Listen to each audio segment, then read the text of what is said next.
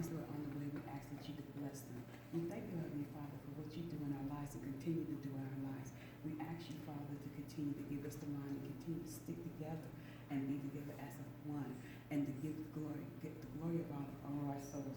Oh, Heavenly Father, as I come to you, I ask you to come into me and I'm as an empty vessel, and that you pour your spirit into me to give the word, and to give the word to the ones who are in need, and the ones who are here, to ask you to bless each and every one. I pray this prayer in the name of your darling Son, Jesus Christ. Amen. Amen. Hallelujah. Amen. You know, when I started this, when Sister Benedicta asked me to do this, I was really like, oh my goodness, what can I say? Or what can I do on this situation? And you know, it came to me, it's funny that she said it, because when she said it, even though I was a nervous wreck, it came to me exactly what to say and what to do. And what we've been learning for the past few weeks in this month, Pastor's Game, in the consecration living, and the sacrifice of giving, consecrated giving. And one day I was going to work, and I listened to this station that Georgina gave me. I call it her old folks station. But this pastor was preaching. He was talking about the widow's mite.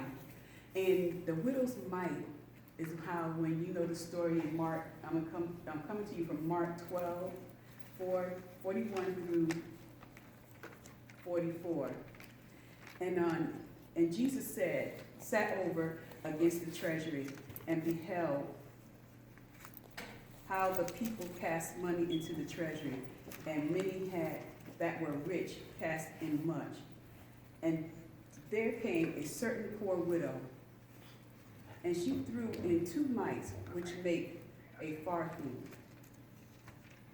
And he called unto his disciples and said unto them, Verily I say unto you, that this poor widow hath cast in more than all they which have cast into the treasury. For all they did cast into their abundance, but she of her want did cast in all that she had, even all her living. When that speaker just finished, he said that she did consecration giving. And I thought about that, and I was like, wow, this is what we were learning. This is what we're learning all this month. And it was a blessing to me, because it made me think of us as a whole. How does consecration giving applies to the word worship and praise and worship team? And you wonder about that, because sometimes, you know, some people say, well, you're just singing, you're only just doing this, you're only doing that. But we play a big part in service. And I take it kind of serious, because from where I came from, and a lot of people don't know, but I was on drugs. I was homeless years ago. I'm almost 30 years clean. And God had blessed me to be where I am today. Amen. And when I think about that, I put all my heart and all my whatever I can into giving God the glory, because he didn't have to do it. He could have let me stay out there in the street. And how does consecration giving pertain to us as a choir? What can we do?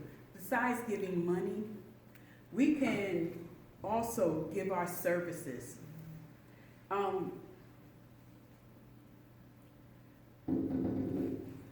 One thing I've learned, that when you give your services and what you can to God, that's a giving. That's more giving than if I'm having money and I can just drop it in, because a lot of times our schedules is really busy, and I know our schedules.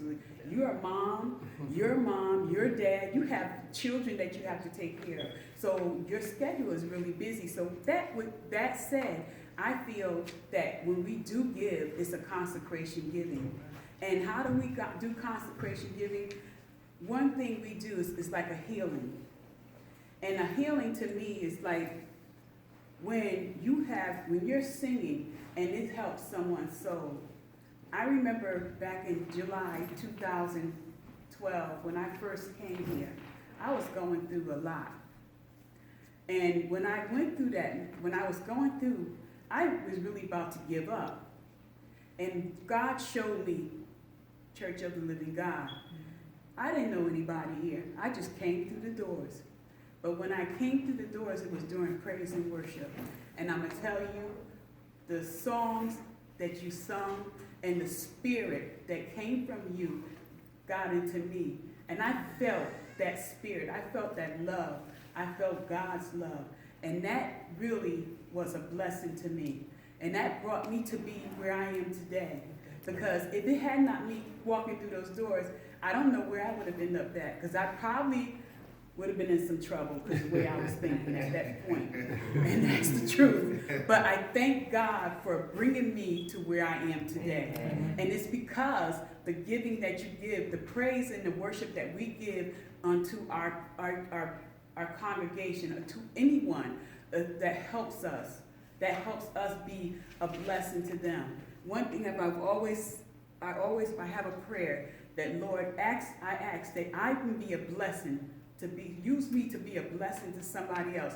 If there's anyone that you need me to help, show me that person. I don't care if I don't know him or not. I'll go talk to him, because if he tells me to do it, I'm going to do it because I'm doing it through in his honor. And that's what he gives me to do.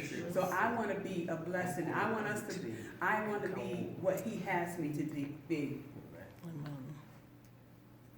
I'm going to read from Psalms 138, verse 1 and 2 from the King James Version.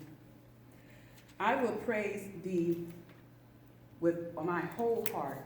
Before the gods I will praise thee unto thee. I will worship toward thy holy temple, and I will praise thy name for thy loving kindness and for thy truth. For thou hast magnified the word above all thy names. Amen. We as a praise and worship team, we first have to give honor to God. Mm-hmm. We continue to sing his praises and to honor him. We must worship God for all he has done for us, because that's what we do.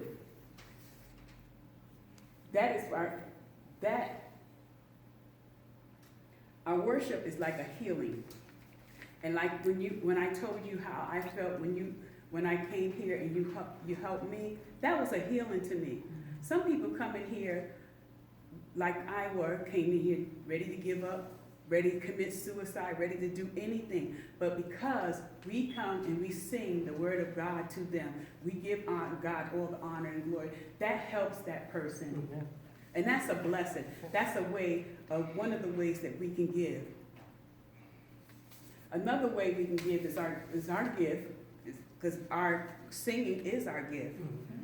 Besides, some of us have prayer. They can pray a prayer and almost move mountains. And that is a joke with me, but they can. And some people can heal. We have we talked about the different types of gifts.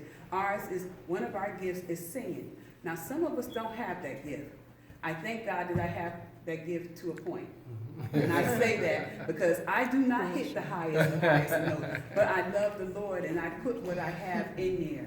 And anybody can do that who has that gift, because if he puts that gift in you, we probably think that we're nothing, but when he comes through, it comes out like pure gold. Amen.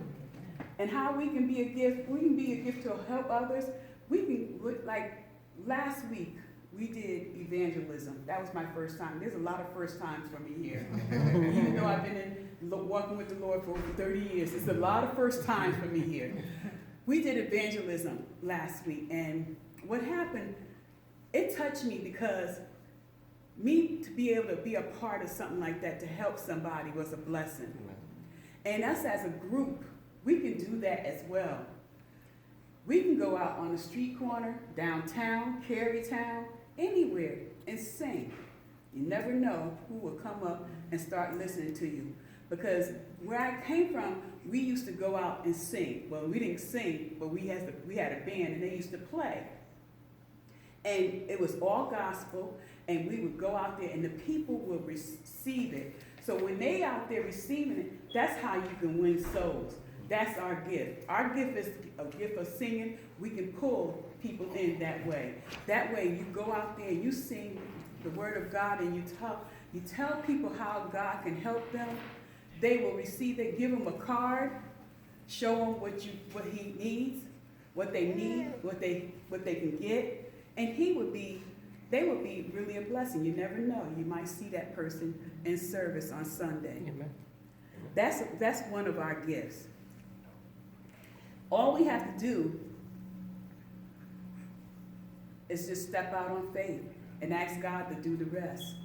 We don't have to go out there. We can go like around here, maybe set up outside, sing. Anywhere, sing to the glory of God, and it will draw the people. Remember how when we had like the evangelism, when we did the cookout and everything, we could sing at those places. That helps draw people. Some people, only way they can understand is through song, and that's a baby step for them. Once you get that's baby step to them through that way, it'll help them to grow. Right. That can help them. But we have to know, when we do that consecration giving, the singing is singing to the sick and the downtrodden, to their souls. That helps them to know that God is still in control. It really does help them. My second point is giving our time. Yes, like I said, we have very busy schedules. We take care of a lot of things, and the weekends is our only time to take care of those things. But we also need to take time out for God. And just like I said, as evangelism or going out and singing, whatever we can do, it'll be a blessing to somebody that is giving our consecrated time. Because sometimes we don't have money all the time to give, but that's our time, our gift. Those are the things that we can give to help somebody.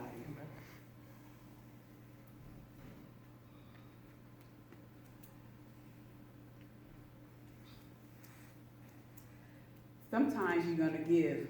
Another thing of giving is giving yourself to others. And what I mean by that is there are times, like as a group, we might need to pick up somebody. Like last week, you picked up Natalie. Sometimes I pick up Natalie. These are the things that we can help each other, because as a group, I understood that. I heard you when you were saying ask the Lord to keep us together, to stick together, and that's what we need to do. We have to be close-knit because we are doing a work for God.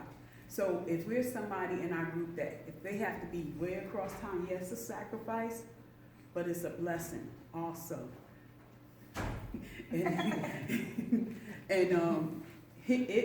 will help you.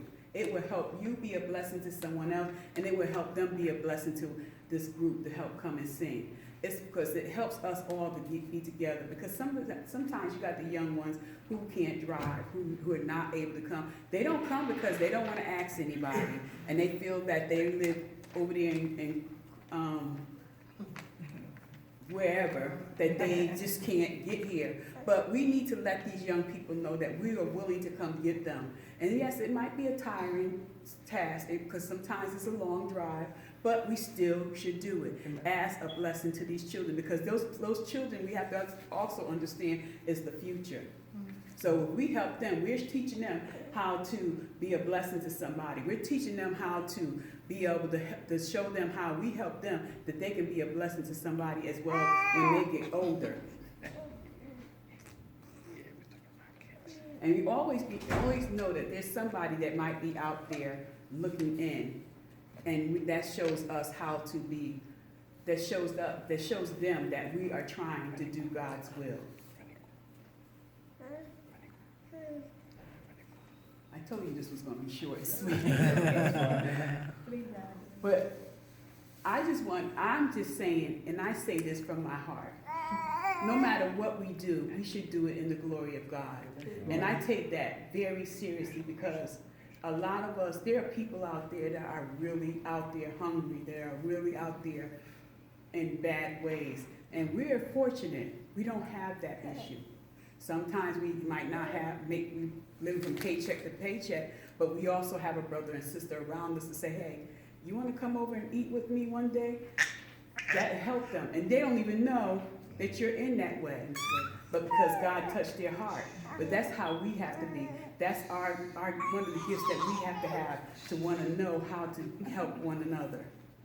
And in my conclusion, we may not have a lot of money to give, but what we have is sacrifice.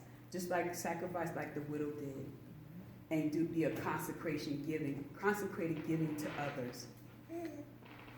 Thank you. Yay.